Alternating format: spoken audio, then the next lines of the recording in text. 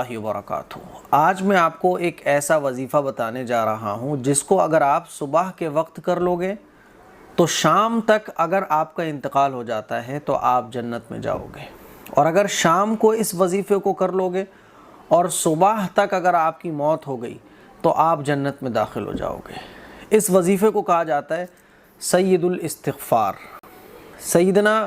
شداد ابن اوس رضی اللہ تعالی عنہ بیان کرتے ہیں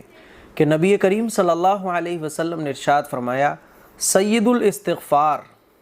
سید الاستغفار کس کو کہتے ہیں؟ گناہوں کی معافی مانگنے کے لیے عظیم ترین وظیفہ، اس کو کہا جاتا ہے سید الاستغفار۔ تو آپ علیہ الصلوۃ والسلام نے ارشاد فرمایا سید الاستغفار یہ ہے۔ کون سی ہے؟ اسکرین پر آپ دیکھ سکتے ہیں، اللہم انت ربی لا الہ الا انت خلقتنی وانا عبدک وانا علی عہدک ووعدک ما استطعت اعوذ بک من شر ما صنعت ابوء لک بنعمتک علی وابوء لک بذنبی فاغفر لی فإنہ لا یغفر الذنوب الا انت۔ اس کا ترجمہ ہے کہ اے اللہ، تو ہی میرا رب ہے، تیرے سوا کوئی حقیقی معبود نہیں، تو نے مجھے پیدا کیا اور میں تیرا بندہ ہوں، میں تیرے ساتھ کیے ہوئے عہد اور وعدے پر اپنی ہمت کے مطابق قائم ہوں، میں اپنے کیے کے شر سے تیری پناہ مانگتا ہوں، تیری نعمتیں جو مجھ پر ہیں میں ان کا اقرار کرتا ہوں، اور مجھے اپنے گناہوں کا بھی اعتراف ہے، مجھے معاف کر دے، یقیناً تیرے سوا کوئی معاف کرنے والا نہیں ہے۔ یہ ہے سید الاستغفار کا ترجمہ۔ اس کے بارے میں آپ صلی اللہ علیہ وسلم نے فرمایا کہ جس شخص نے یہ وظیفہ دلی یقین کے ساتھ دن کے وقت میں پڑھا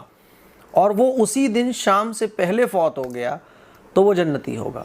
اور جس نے شام کے وقت اسے دلی یقین کے ساتھ پڑھا اور صبح ہونے سے پہلے فوت ہو گیا تو وہ بھی جنتی ہوگا۔ سمجھ رہے ہیں؟ یہ ہے سید الاستغفار۔ جب صبح ہو تو اس کو ایک بار پڑھ لیا جائے اور دلی یقین کے ساتھ اللہ تعالیٰ میری معافی دے دے گا، اللہ تعالیٰ مجھے، اللہ تعالیٰ میرے گناہوں کو معاف کر دے گا، اس دلی یقین کے ساتھ، اور دل میں یہ بھی یقین ہو، دل میں یہ بھی ارادہ ہو کہ میں اپنی طرف سے پوری کوشش کروں گا گناہوں سے بچنے کی، میں کوئی گناہ نہیں کروں گا،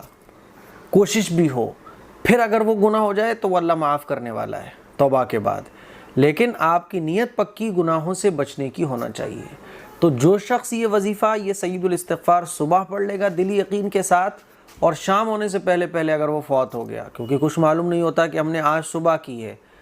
کیا ہم شام کر بھی پائیں گے یا نہیں کر پائیں گے، کچھ پتہ نہیں ہوتا۔ ابھی آپ ایسے واقعات سنتے رہتے ہوں گے کہ صبح کوئی کہیں گیا، ایکسیڈنٹ ہو گیا، طبیعت خراب ہو گئی، ختم ہو گیا۔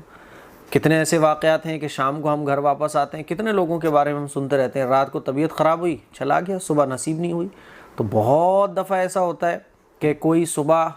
سے لے کے شام کے بیچ میں انتقال کرتا ہے، کوئی شام سے لے کر صبح کے بیچ میں انتقال کرتا ہے، ٹھیک ہے، یہی مرنے کی ٹائمنگ ہے سب کی، کوئی دن میں انتقال کرتا ہے، کوئی رات میں انتقال کرتا ہے۔ تو جو دلی یقین کے ساتھ صبح ایک مرتبہ یہ سید الاستغفار پڑھ لے گا اور شام ہونے سے پہلے اگر وہ فوت ہو گیا تو وہ جنت میں جائے گا، اور اگر کوئی شام کو دلی یقین کے ساتھ یہ وظیفہ کر لے گا، یہ سید الاستغفار پڑھ لے گا، اور صبح ہونے سے پہلے اگر اس کی موت ہو گئی تو وہ جنت میں جائے گا، ٹھیک ہے۔